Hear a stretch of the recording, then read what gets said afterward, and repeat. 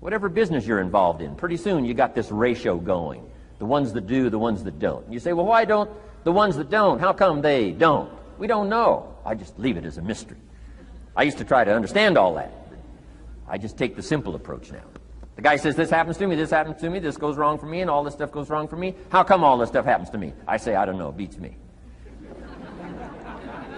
The best I've been able to figure out is those kind of things always happen to people like you. I mean, right? That's the best I got. I don't know. I'm an amateur on this stuff. What do I know? So, just take the simple approach, right? That's how it is. Who knows? Interesting story says, the day the Christian church was started.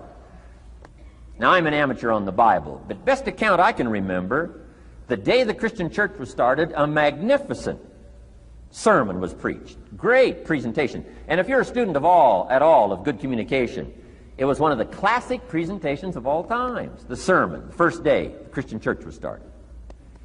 And it said this sermon, this presentation was given to a multitude, meaning a lot of people. But it was interesting, as the account gives us, the record, it says, when the sermon was finished, there was a variety of reaction to the same sermon. Isn't that fascinating? I find it fascinating. It said some that heard this presentation were perplexed. And I read the presentation, it sounded pretty straightforward to me. I said, why would somebody be perplexed with a good, sincere, straightforward presentation? Best answer I've got. They are the perplexed. I mean, you know, what other explanation is there? It doesn't matter who's preaching. Right? It said some that heard this presentation mocked and laughed, made fun of the presentation. I thought, hey, this looks pretty sincere to me. If you give a sincere, honest presentation, why would somebody mock and laugh?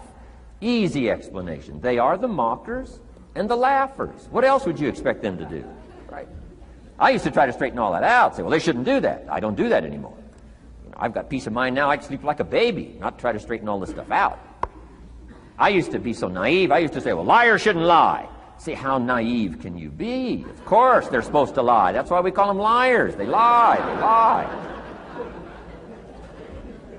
So I don't straighten this stuff out anymore.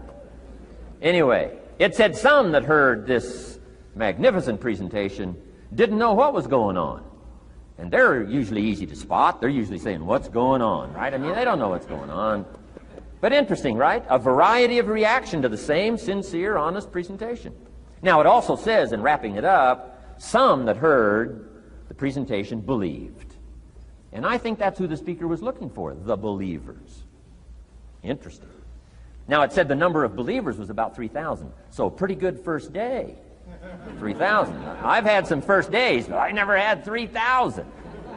But anyway, 3,000 were believers. And that's, the speaker was looking for the believers out of this multitude.